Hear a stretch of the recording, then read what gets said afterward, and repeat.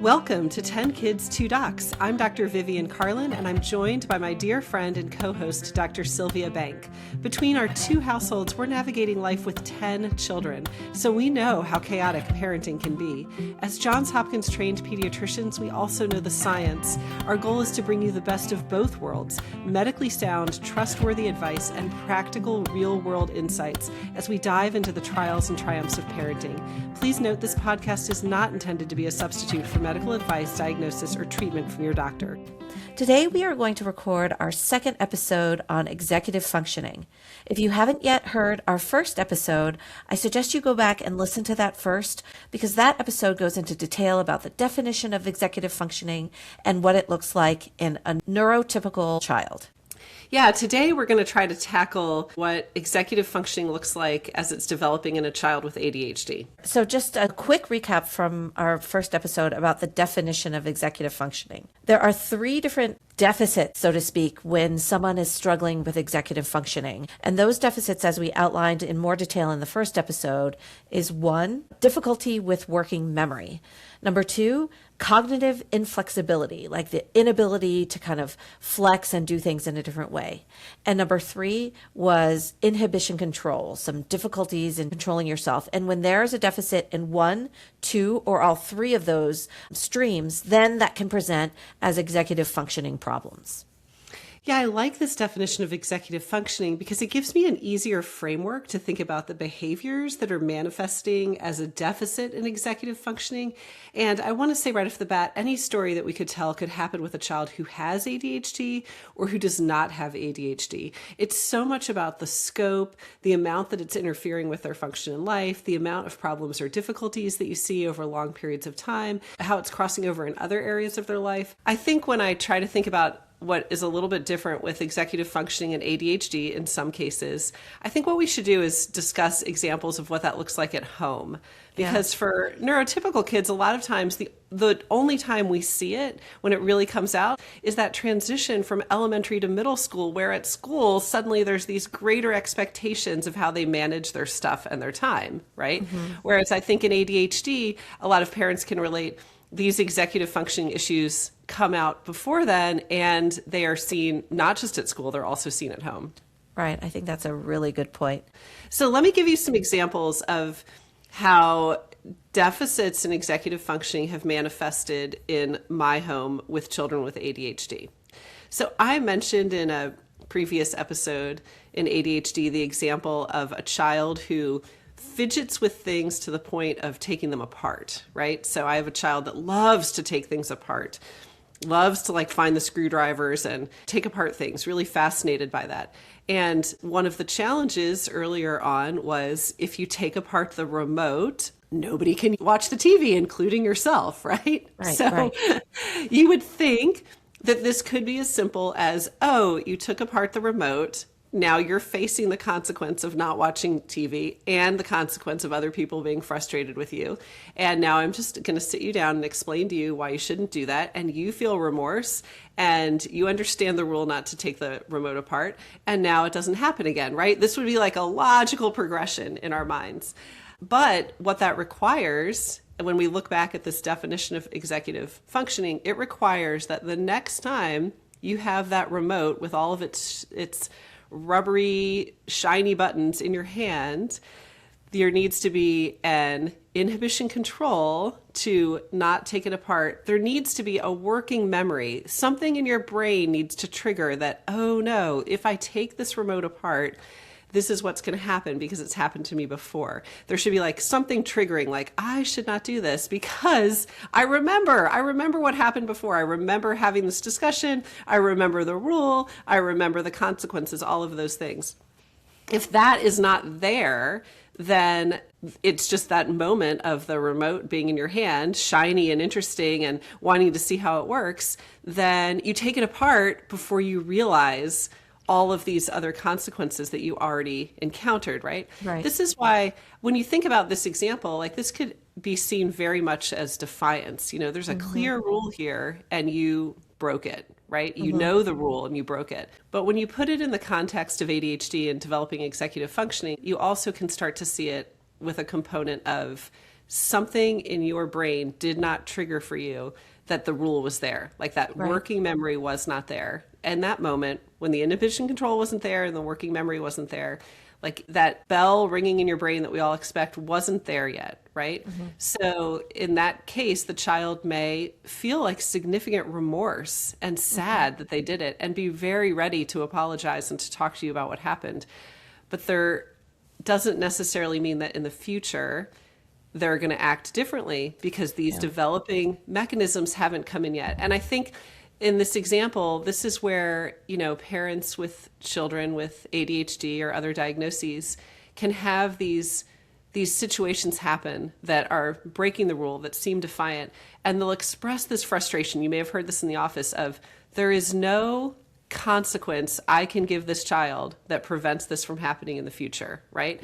I can't reward it away. Like I can create a sticker chart, but it doesn't ever guarantee that that's going to prevent it from happening in the future. I also can't punish it away. Like there's no punishment that I could give this child that prevents it from happening again. And that's where you really see this rub, that this is like a developing neurologic skill that is not there yet. So we can't put this expectation that these other methods are going to work until that skill comes in. I think another example that comes to mind that I think a lot of parents with kids with ADHD can relate to, that's not quite as specific, is the degree of impulse control that it requires to not turn on the TV or video games or whatever electronics you have, right? We know that ADHD brain, I think there's even more of a susceptibility to the addictive nature of screens.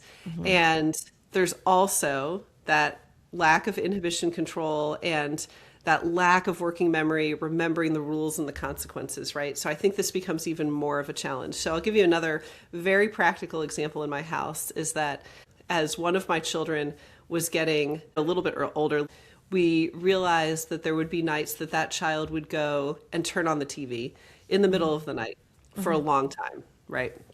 And then the next day they would be like really cranky and hadn't slept well. And when we would discuss that with them, they would admit it. There was like a remorse that this happened, like I know, like I feel terrible the next day. And even an acknowledgement of, I can't control this. I think the solution for us, the TV remote gets locked up. And this child is very amenable to that. So after they've had TV time, will bring me the remote and be like, okay, it's time to put it away. And there's almost a gratitude of like, thank you for removing the temptation, right? Do you have any other examples of maybe what executive functioning difficulties look like in the ADHD child in middle school? Right. This is where socially we start to see children with ADHD may get into more trouble in middle school because an impulse to act out for attention in order to try to fit in the peer group, to say something like really crazy, like, somebody's saying, I don't like that teacher. And then the kid with ADHD might be the one that escalates that to like an inappropriate level or something that seems violent and has to be seen by the principal. It's also a similar principle to how part of the reason that screens tend to be more addictive for children with ADHD is that their brain is like seeking that higher level of stimulation. And sometimes that can also come out socially where there's impulsivity and there's also that like seeking of that higher level of stimulation, which might cause them to speak more loudly, more often, more aggressively, those kinds of things that can also get them in trouble that is still part of executive functioning. Right. I think that's a really good point. Hopefully we've painted a little bit of a picture of what executive functioning deficits can look like in a child with ADHD. Let's now transition and talk about how once we recognize that, we can use that knowledge to help our kids develop better executive functioning skills.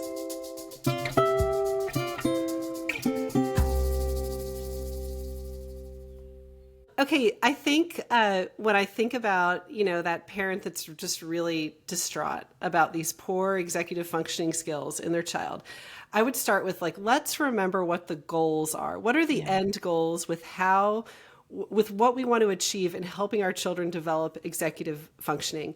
Okay, and obviously eventually we need them to develop a job readiness, right? Right. Like they can get to a job on time, they can do what's asked of them, they can switch tasks if needed. Like Right. they have the foresight to like look ahead and think like, I need to keep working this job so I have money to pay for this or that or whatever.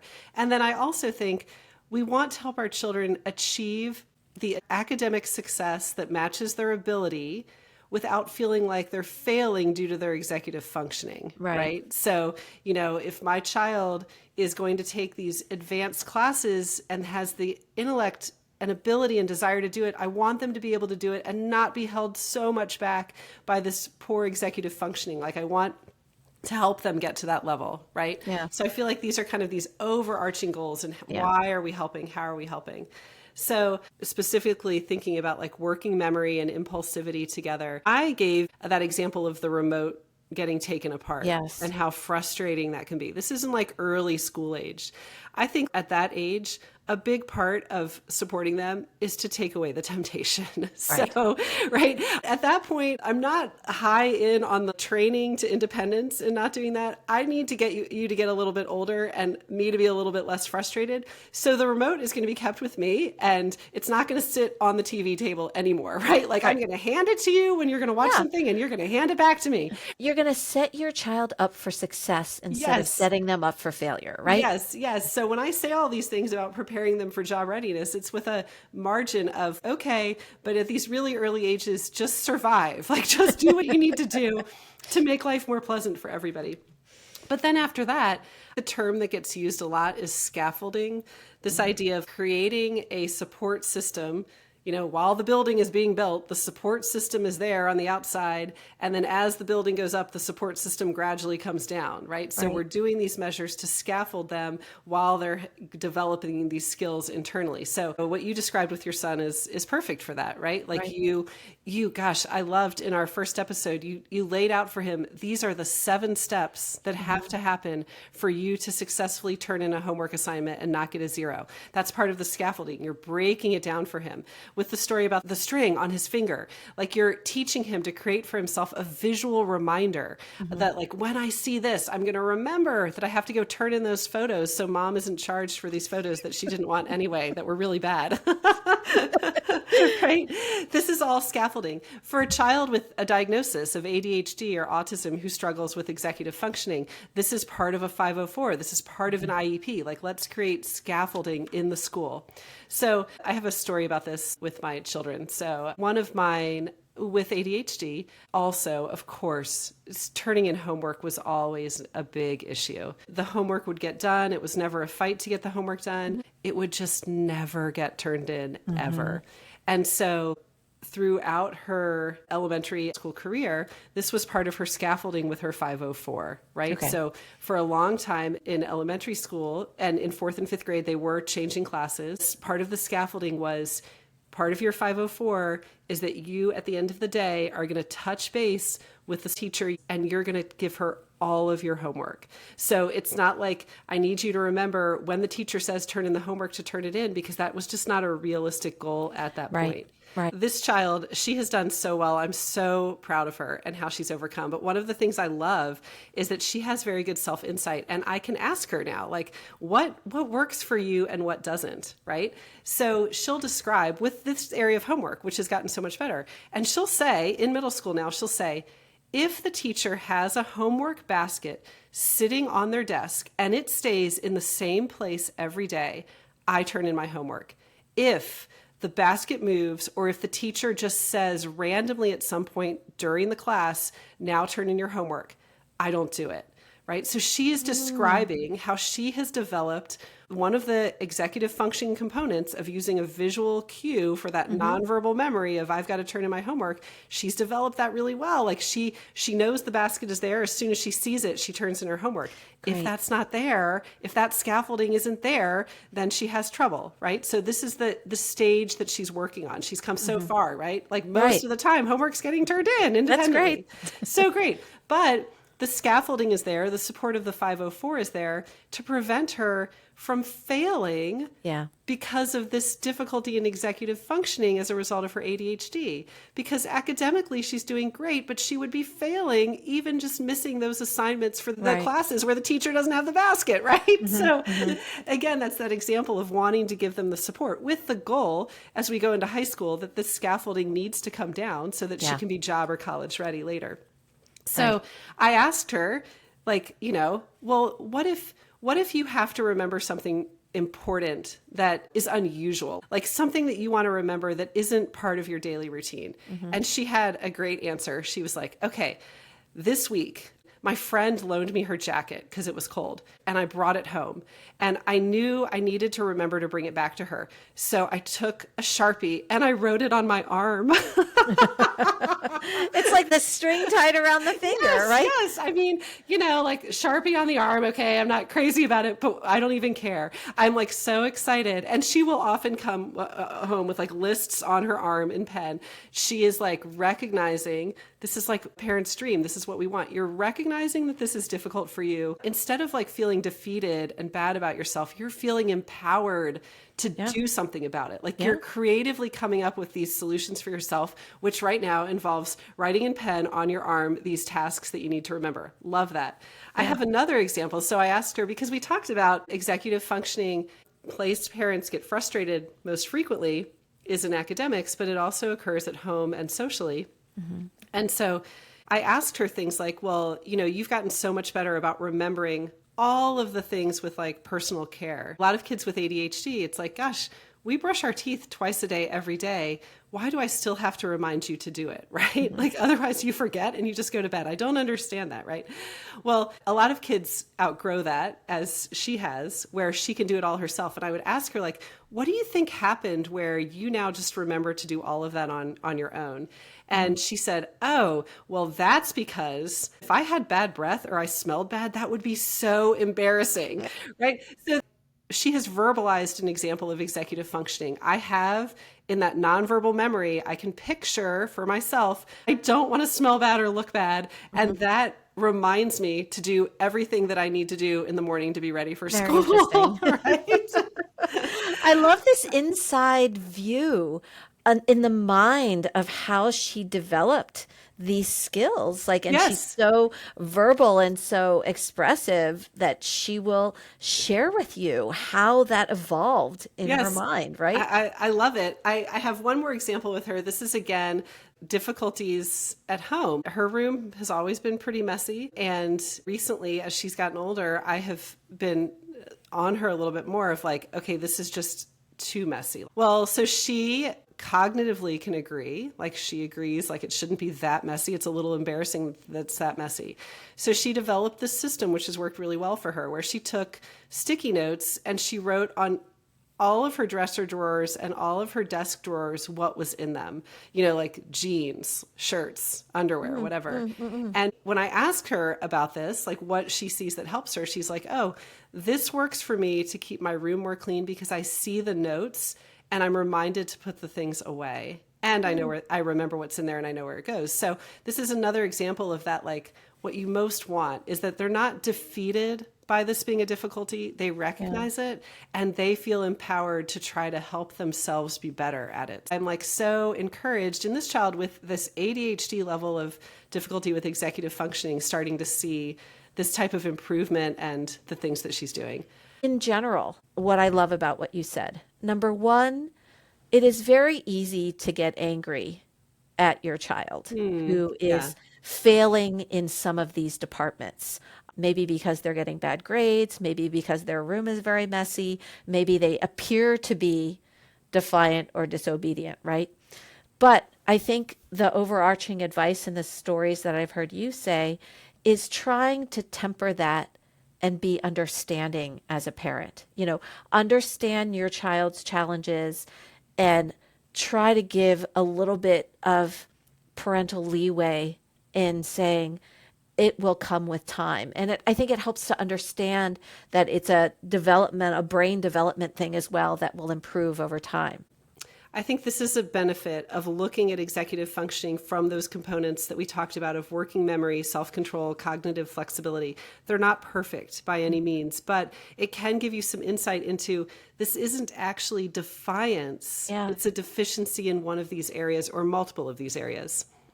So instead of being angry at your child, you understand that you can help your child instead, right? The second thing I love that you said is when your child comes up with their own organizational plan, because, they're encouraged to, either through school, through a 504, or through their own methods, it may not be the way that you would organize yourself, right? Yeah. Like writing all over your arm or having sticky notes all over your room. Yes. But, for parents to allow their child to develop their organizational skills without too much criticism or interference. I think that's hard for parents to do, to say, that's not the way I would do it. Why don't you do it this way? Well, they're developing their own organization, and to give them the space to do so instead of micromanaging that or criticizing that. Yes. Yeah. And then the last thing that I wanted to point out from what you said is this hope for the future.